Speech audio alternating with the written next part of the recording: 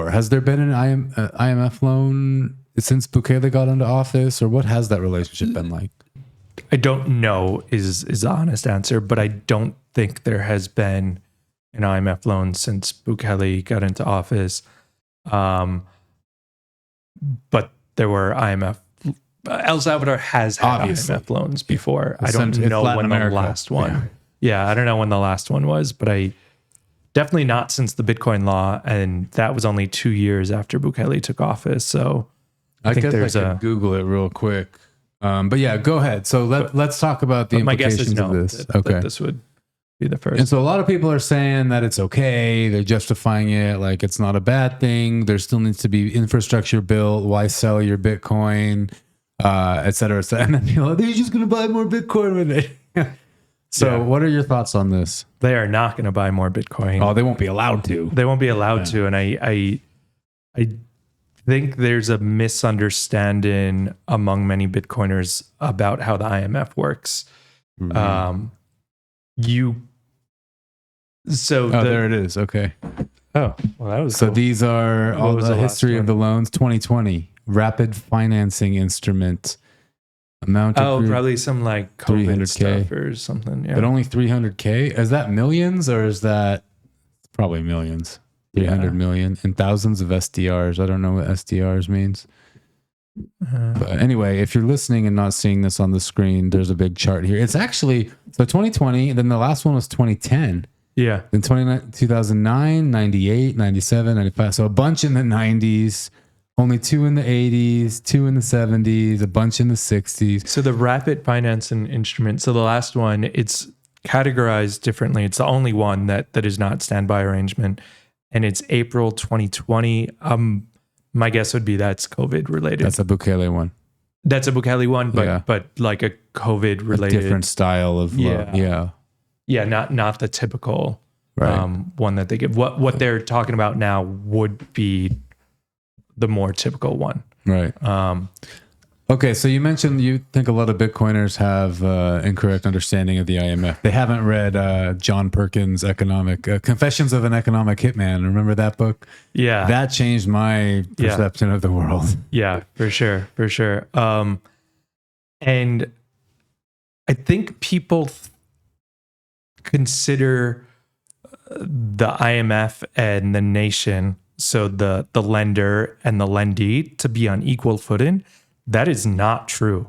It is heavily tilted in the favor of the IMF. It is heavily tilted toward the lender, right? So the IMF is not agreeing to the conditions that El Salvador sets. El Salvador is agreeing to the conditions that the IMF sets. And the reason why they can't buy Bitcoin with money from this loan, I'll talk about it for 2 reasons, direct and also indirect. So they can't directly do it because one of the conditions of the draft agreement was that they would have to, I forget the exact wording, but they would have to tamper their public, their public spending or their public acceptance of Bitcoin, but that they would have to tamper it, right? Bitcoin in the public taxes. sphere. You can't pay taxes with Bitcoin anymore. Yeah. So this would, for them to buy more Bitcoin with it, rather like for them to be steady, I think is probably okay. But for them to increase the amount of Bitcoin that they're buying would definitely not be considered tampering their public exposure. I think that's what it was, public exposure. Yeah. So what a lot of people say is money is fungible. They spend the exact dollar bill with that serial number they're going to spend on infrastructure, but money that they would have spent on infrastructure is now freed up and they could buy Bitcoin. I get it. Money is fungible. The important thing here is if it's some sort of like gray area where it could be open to interpretation, it is not the interpretation of El Salvador. It's the interpretation of the IMF, whether they are abiding to the spirit of the agreement. El Salvador, once they make that agreement, they don't get to decide whether they're following it or not. The IMF does. And the loan will be dispersed exactly because of this, because they don't want countries to to use it for things that the IMF dictates where that money goes. And one of the mechanisms that they use to do that is they don't give you the money all at once. So in this case, it would be dispersed in 40 separate payments over a 40-month period. And the minute you're not following the conditions anymore, it stops. Not only the minute you're not following the conditions, it stops, but you would be blacklisted, right? You would never get this loan again. You would never get a loan from the Inter-American Development Bank, which is fine. Maybe they don't want to. Do you have to pay the other money back right away or something?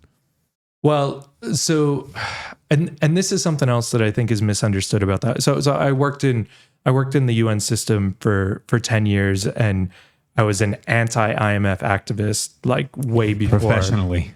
Yeah, like way before I discovered Bitcoin, I was pushing back against the IMF. Like most of my life, I've been studying the evils of the IMF, basically. And one of the misconceptions that people have is a lot of people seem to think that the IMF has leverage over El Salvador while they're negotiating the terms, but once it's signed, then they have less leverage. It's actually the opposite. The IMF has like almost no leverage over El Salvador at this point. Once El Salvador owes them money, then the IMF has a lot more leverage over them. Don't they already owe the IMF other money though? They do, but the more they owe them, the more leverage they have. Because I remember seeing a Max tweet a few months ago saying some big debt payment that Bukele made, almost $1 billion or something, and like how by 2030 you're going to be debt free. They've actually bought back a lot of their debt at a discount, right? Because of this fear mongering of the IMF and like, you know, the status quo of the world, like, you know, El Salvador adopted Bitcoin, so that was a bad idea.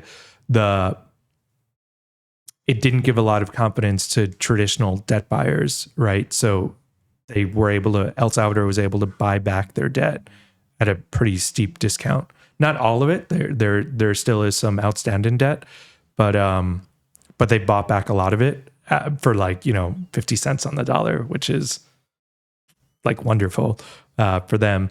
It's another, you know, honestly, I think there are things happening that I don't understand because all of the information that I have says that this is a bad idea. How many billions of dollars is this loan supposed to be?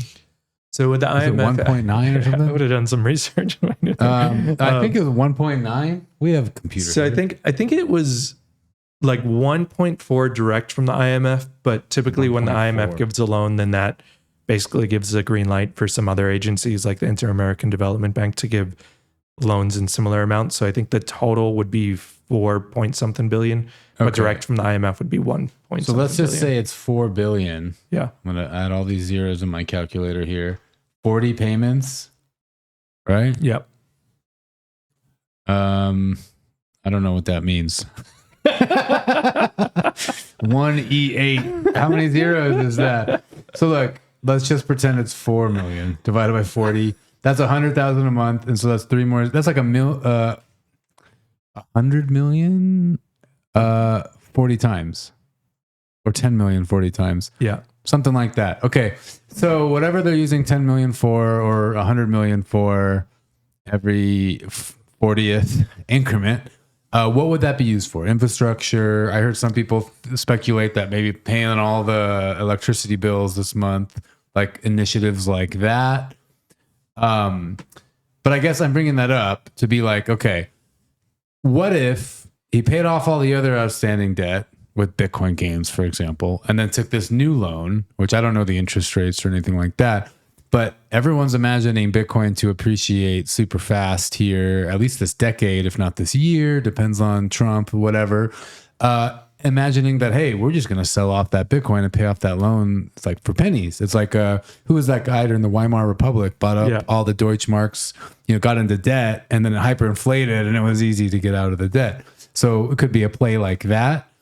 I hear what you're saying. Like your gut tells you it's just not a good idea. So here's to summarize, like in a sentence, why I am opposed to El Salvador or any country for that matter, making a deal with the IMF. If you lay down with dogs, you get fleas. Beautiful analogy. Yeah. Like the IMF is not part of the solution. They are part of the problem. And it is, I think, a fool's errand, both at the government level and the individual level, to think that you could.